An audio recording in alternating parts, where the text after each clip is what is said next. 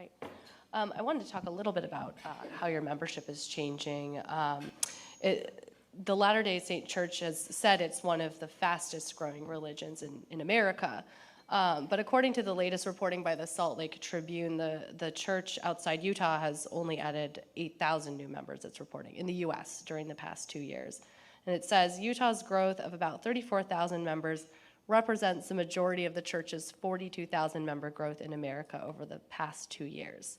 And for those of us who follow Pew and Gallup survey data, it's been clear that the church's replacement rate in the U.S. has been negative for over a decade. Back in 2008, Pew ran a survey that said the replacement rate of the church has dropped to 80%, and that means that for every 5 members who leave the church behind, 4 new converts join the church. Can you talk about some of those findings and how you can say that the church in America is growing when we're looking at statistics like this? I'd be happy to, and I'll try to be an apostle and not an academic and a statistician, which is what I used to do. I would just highlight one feature and talk about the very complicated nature of what we're discussing. If you take a look at the church in the aggregate, it is growing, which in the climate that we find today is rather newsworthy in and of itself. Secondly, if you take, for example, the western area of the United States, we have had a huge outmigration of members from that part of the country. We've also had a huge migration from Mexico and Central America. I have no idea what the real numbers are. So we have numbers, and I believe the numbers, but there's some uncertainty in the numbers. So I guess what I'm suggesting is, at the aggregate, I have confidence in the growth. If you want to break it down state by state, that is a rapidly moving target, and I just am not in a position to comment because I'm not sure what's really happening. Okay, good to know.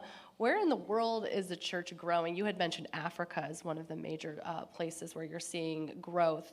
What is the status of the growth in the United States kind of in comparison worldwide? You basically said America is growing not as quickly, but how can you account for some of this in some ways? And how can you account for, what are some of the reasons that, say, Africa is growing so much now? Africa has been influenced in many parts of the continent through early Christian missionaries. When you go to visit with a congregation there and you recite a verse from the Bible, everyone in the congregation, without looking at a text, can recite it with you. There's a very strong Christian tradition. So the message of the restoration of the primitive church strikes a resonant chord with these people.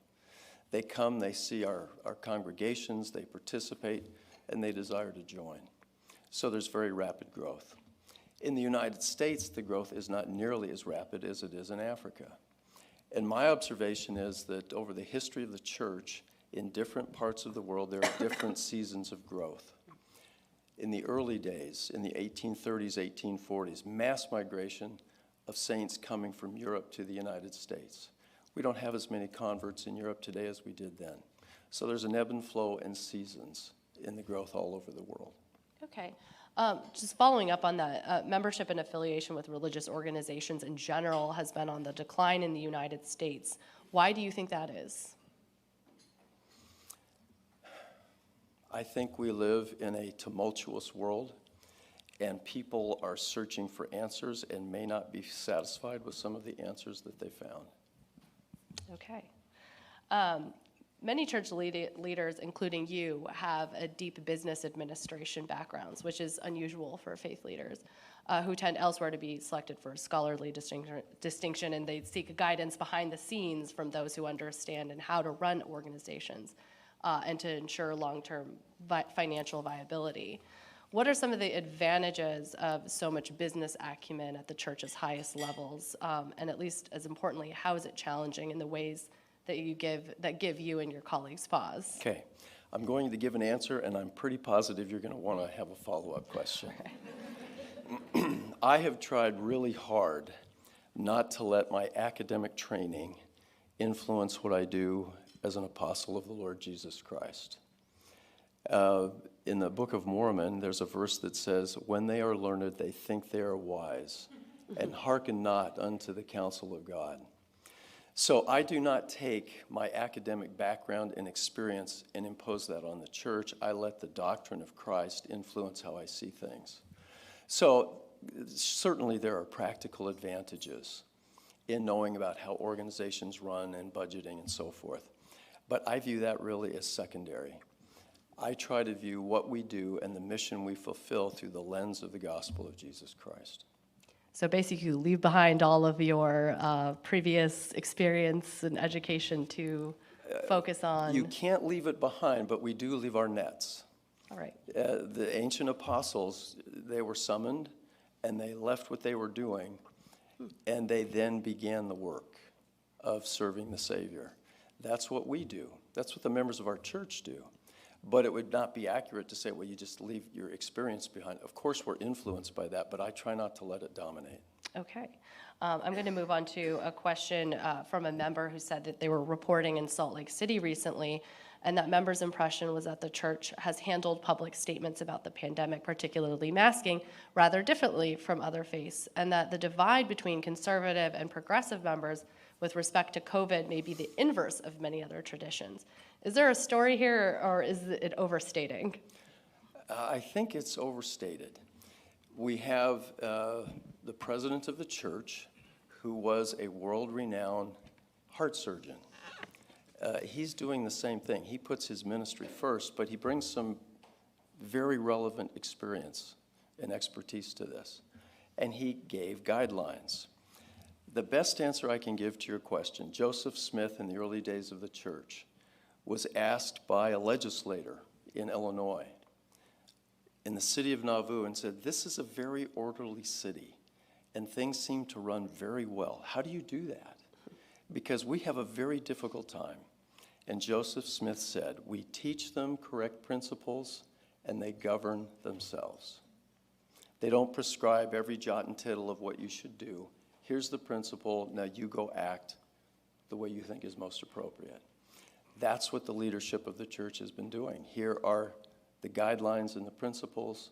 You make your choice. Sounds like that you were well tuned to handle a pandemic. In 2003, the church denounced the book Under the Banner of Heaven by John Krakauer, calling Krakauer a storyteller who cuts corners to make the story sound good. Now Krakauer's book has been adapted for TV and is streaming on Hulu. What does the church think of the Hulu adaptation? And more generally, how do you feel about the depictions of the faith in media and culture? For example, the musical The Book of Mormon, the TV series Big Love, and the reality show Sister Wives. How is this affecting the church? Okay. I'll pose a rhetorical question first.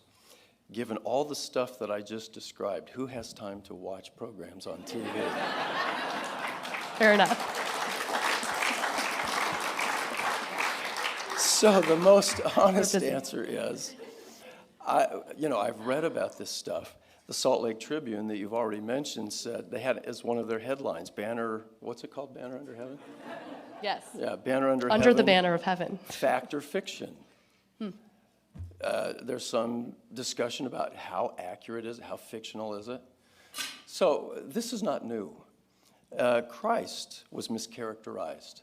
We have been mischaracterized since 1830 when the church was reestablished. That's always been the case. I don't think it will ever go away. We don't like it, but we don't spend all of our time trying to respond to it.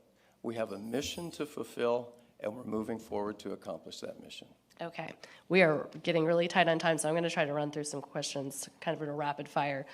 With over $100 billion in funds and assets, the LDS Church has more capability than any other church in the country to help eliminate poverty. What more could the church do in terms of humanitarian efforts here? Okay. I hope I addressed some of that in what I just said. You wanted to move quick. Yeah. And number two, if you take a look at the stock market, I don't think it's 100 million anymore. And I want to make one other comment about this. People want to bang on the church and say, well, you've got all that money in reserve.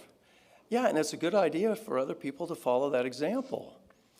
We believe that there are, you can read in the Old Testament, about 7 years of famine and 7 years of plenty. It's a good idea to prepare. These undertakings that I've described are resource consuming, not resource generating. And a lot of people depend on the resource that we provide. And if things are different in the future than they are now, we think it's provident and wise to prepare to maintain that kind of support in an uncertain economic environment. Okay, I great. sounded like a business professor. You did. You had mentioned that you're working on the federal level with LGBTQ members. Can you talk a little bit about what you're doing there?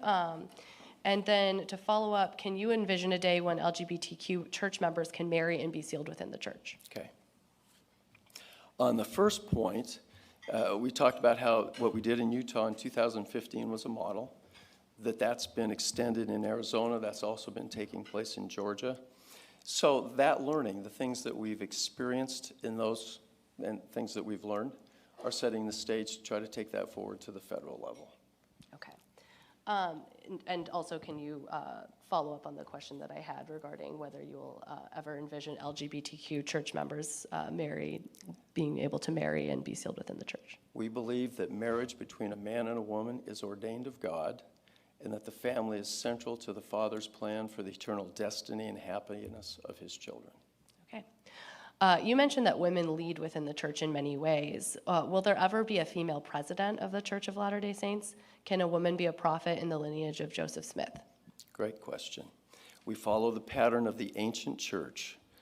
We believe that a man must be called of God by prophecy and by the laying on of hands, by those who are in authority to preach the gospel and administer in the ordinances thereof.